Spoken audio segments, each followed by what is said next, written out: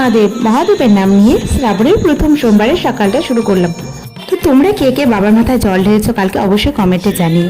তো আমার অনেক দিনের ইচ্ছা ছিল যে বাড়িতে শিব প্রতিষ্ঠান করবো, বাট সাংসারিক ঝামেলা করাই হচ্ছিল না। তো ফাইনালি করেই ফেললাম কালকে মহাদেবের কৃপাতে। তো মহাদেব না চাইলে অবশ্যই হতো না। তো তোমরা জানো সবাই যে মহাদেবকে অন্নভোগ ছাড়া কিছু দেওয়া যায় না। তো অন্নভোগের জন্য সবাই সব কিছু করছিল, আর আমি ফলগুলো কেটে নিয়েছিলাম, আর বৌদি কি সুন্দর লুচি বেলছিল।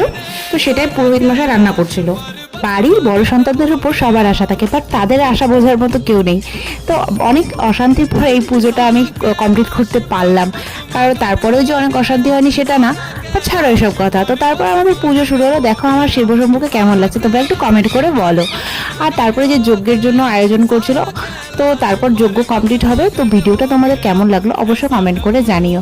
আর আমার 10K ফলোয়ার্স কিন্তু তোমরা খুব পুরো চাইলে কমপ্লিট করে দিতে পারো। তো ঝটপট তাড়াতাড়ি কমপ্লিট করে দাও, তাহলে তো কেক কাটিং হবে। তো ফাইনালি এই পর্যন্ত ভিডিওটা। তো কেমন লাগছে অবশ্যই কমেন্ট করে জানিও। আর হর হর মহাদেব লিখতে মহাদেবের ভক্তরা একদম ভুলো না।